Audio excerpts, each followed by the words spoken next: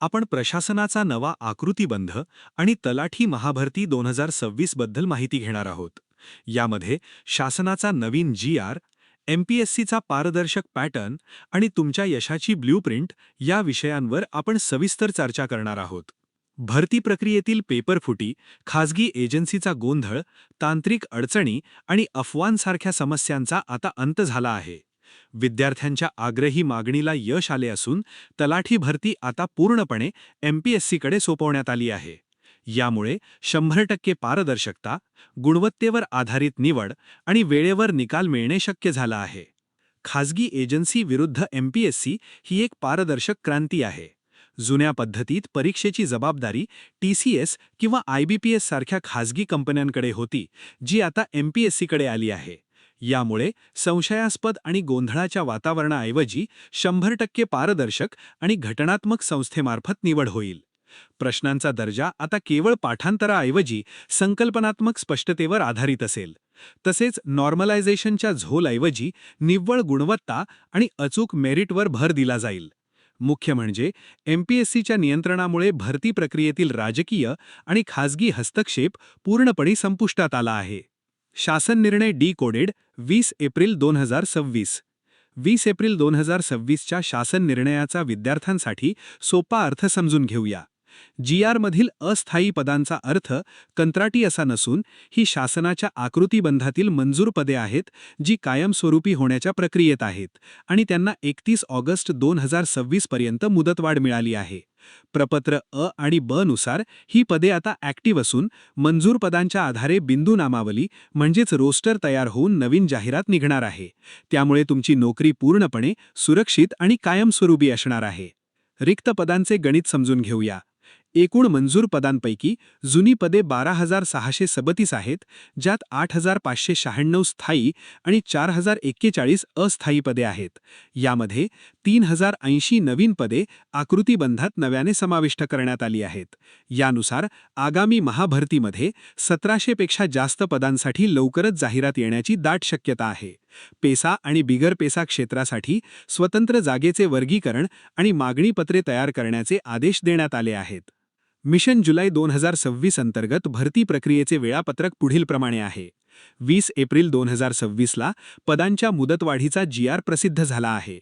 8 मे 2026 पर्यंत जिल्हानिहाय रिक्त जागा आणि बिंदू नामावली शासनाकडे सादर होईल.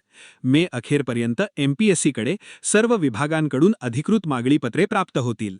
जुलै 2026 हे आपले लक्ष्य आहे. या दरम्यान 1,700 पेक्षा जास्त पदांसाठी अधिकृत जाहिरात प्रसिद्ध होण्याची दाट शक्यता आहे. जाहिरातीची वाट न बघता आजपासूनच एमपीएससीच्या सखोल अभ्यासाला सुरुवात करा. तलाठी हे पद ग्रामीण प्रशासनाचा कणा मानले जाते. या पदाची मुख्य जबाबदारी गावाचा महसूल गोळा करणे, शेतजमिनीच्या नोंदी अद्ययावत ठेवणे आणि नैसर्गिक आपत्तीचे अहवाल देणे ही आहे. हे पद शासन आणि शेतकरी यांच्यातील महत्त्वाचा दुवा आहे आणि ग्रामीण विकासाचा शिल्पकार आहे. वेतन श्रेणीबद्दल सांगायचे झाल्यास 7व्या वेतन आयोगानुसार 25,500 ते 81,100 या दरम्यान सुरुवातीचा पगार अंदाजे 35,000 ते 40,000 रुपयांप्रति महिना मिळतो. यासोबतच महागाई भत्ता, घर भाडे भत्ता आणि प्रवास भत्ता यांसारखे लाभही मिळतात. तलाठी इकोसिस्टीममध्ये 21 गाव नमुने आणि विविध कार्ये येतात. यामध्ये शासनाच्या योजनांची गावात अंमलबजावणी करणे, 7बजा आणि 8अ उतारे देणे, महसूल आणि कर वसुली करणे, पिकांची आणेवारी आणि पीक पाहणीची नोंद ठेवणे यांचा समावेश होतो. तसेच वारस नोंदी, खरेदी विक्री फेरफार आणि अतिवृष्टीसारख्या नैसर्गिक आपत्तीचा पंचनामा करणे ही कामे तलाठी करतात. हे पद केवळ नोकरी नसून संपूर्ण गावाची डेटा बँक चालवण्याची जबाबदारी आहे. महसूल प्रशासनातील तुमचे स्थान. या साखळीवरून तुमचे स्थान लक्षात येईल. तलाठी हे 2 ते 4 गावांच्या समूहासाठी एंट्री लेव्हलचे पद आहे. तुमच्यावर मंडळ अधिकारी म्हणजेच रेव्हेन्यू इन्स्पेक्टर असतात, जे 10 ते 15 गावांचे महसूल मंडळ पाहतात. त्यानंतर नायब तहसीलदार, तहसीलदार, उपजिल्हाधिकारी आणि जिल्ह्याच्या सर्वोच्च स्थानी जिल्हाधिकारी असतात. तुमची सुरुवात तळापासून होत असली तरी तुमचे रिपोर्टिंग आणि काम जिल्ह्याच्या प्रशासकीय साखळीचा महत्त्वाचा भाग असते. पात्रतेचा आकृतिबंध. शैक्षणिक पात्रतेसाठी कोणत्याही मान्यताप्राप्त विद्यापीठाची आर्ट्स, कॉमर्स, सायन्स किंवा इंजिनिअरिंग यांसारख्या कोणत्याही शाखेतील पदवी अनिवार्य आहे.